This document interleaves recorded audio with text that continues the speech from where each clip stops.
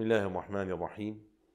الحمد لله رب العالمين، والصلاة والسلام الأتمان الأزكيان الأعطران على إمام الخلق سيدنا محمد وعلى آله وصحبه ومن تبعه بالخير والهدى والإحسان إلى يوم الدين، وبعد. لا نزال نتابع أيها الإخوة والأحبة في كل أمر يمكن أن يجمع هذه الأمة، أن يجعلها كالجسد الواحد. عندنا اليوم حديث هام جدا، ألا وهو حق الجار. الجار ولو جار، ولكن يا ترى من منا يعمل بما بين لنا الحبيب الأعظم من حق الجار؟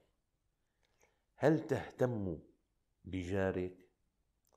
هل تلتفت إليه في مصاعبه ومصائبه؟ هل تحاول أن تساعده، أن تمد له يد العون عندما يحتاج؟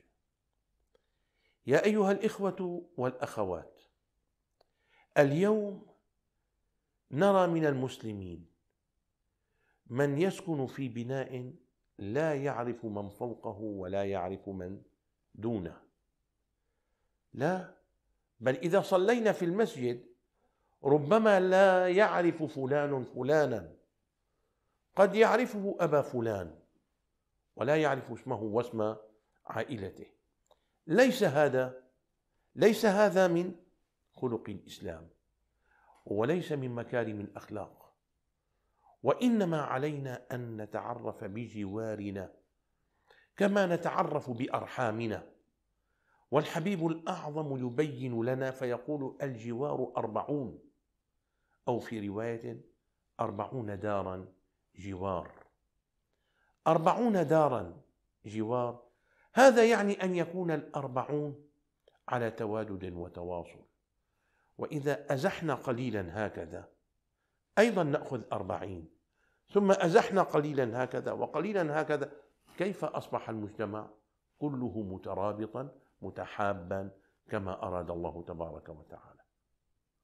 من منا لا يحفظ حديث النبي عليه الصلاة والسلام: ما زال جبريل يوصيني بالجار؟ وقد جاء في المسند وغيره أن النبي صلى الله عليه وآله وصحبه وسلم كان واقفا في المسجد مع رجل يتحدثان. قال بعض الصحابة: دخلت فرأيت رسول الله واقفا يتحدث مع رجل لم أعرفه. قال: فوقفت جانبا، وطال وقوف رسول الله صلى الله عليه وسلم حتى أشفقت عليه. قال: ثم لما انصرف الرجل جئت فسلمت على النبي عليه الصلاة والسلام، قلت: يا رسول الله، والله لقد أشفقت عليك من طول الوقوف. قال: ألا تعلم من هذا الذي كان معي؟ قلت: لا. قال: هذا جبريل، ولو أنك سلمت عليه لرد عليك. أما إنه جاء يوصيني بالجار، ولم يزل يوصيني بالجار حتى ظننت أنه سيورثه، وفي رواية سيجعله وريثا. من الذي يرث؟ الرحم، والرحم القريبة، ليس كل رحم، وإنما الرحم القريبة. قال: وما زال جبريل يوصيني بالجار حتى ظننت أنه سيجعله وريثا. هل نحب الله تعالى؟ هل فعلنا أفعالا وتخلقنا بأخلاق تجعلنا مؤهلين أن يحبنا الله عز وجل؟ من ذلك الجار، حفظ الجار، حفظ حق الجار، وأن نكون معه كما كان سيدنا رسول الله صلى الله عليه وآله وصحبه وسلم مع جيرانه، سواء من كان منهم مسلما ومن كان غير مسلم. فإنه عليه الصلاة والسلام لما مرض ابن جاره اليهودي عاده عليه الصلاة والسلام فقال له: قل لا إله إلا الله. فنظر الابن إلى أبيه فقال الأب: أطع أبا القاسم. فقال لا إله إلا الله محمد رسول الله، وفاضت بها روحه. فقال النبي صلى الله عليه وآله وصحبه وسلم: الحمد لله الذي أنقذه من النار بي.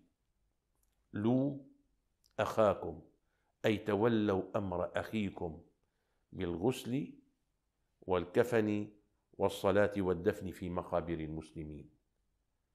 جار يهودي ما هضمه النبي صلى الله عليه وسلم حق الصلة. والجوار في الإسلام ثلاثة: جار له ثلاثة حقوق، وجار له حقان، وجار له حق واحد. فالجار الذي له ثلاثة حقوق هو الجار المسلم ذو الرحم والجار، فله حق الإسلام، الأخوة في الدين، وله حق الرحم، وله حق الجوار. الثاني هو الجار المسلم، له حق الإسلام وله حق الجوار. الثالث الجار غير المسلم، له عليك حق الجوار. إذا مرض أن تعوده، إذا مات أن تشيعه، إذا احتاج معونة أن تمد إليه يد العون. كل هذا أمر من الله سبحانه وتعالى من أجل أن يكون المجتمع المسلم مجتمعا مترابطا متحابا. فعندما أخدم جواري سوف يقفون إلى جانبي ذات يوم عندما أحتاج إليهم. أما عندما أكون جافا معهم، لا أسلم ولا أزور ولا أعود ولا أتقرب إليهم بأي عمل من أعمال البر، سوف يقابلونني بنفس الأخلاق والسلوك والتعامل. أكون أنا الذي زرعت ذلك. لذلك أيها الأخ المسلم، أيتها الأخت المسلمة، لا تنسوا أبدا أبدا أبدا ما أمرنا به الله سبحانه وتعالى عن طريق نبيه المصطفى من حفظ حقوق الجوار والتواصل معهم. نسأل الله تبارك وتعالى أن يجعلنا ممن يحسن جوار جيرانه، حتى يكرمنا ربنا عز وجل بجوار الحبيب المصطفى عليه الصلاة والسلام في الفردوس الأعلى. اللهم آمين، إنك سميع مجيب. وصلى الله على سيدنا محمد وعلى آله وصحبه، والحمد لله رب العالمين.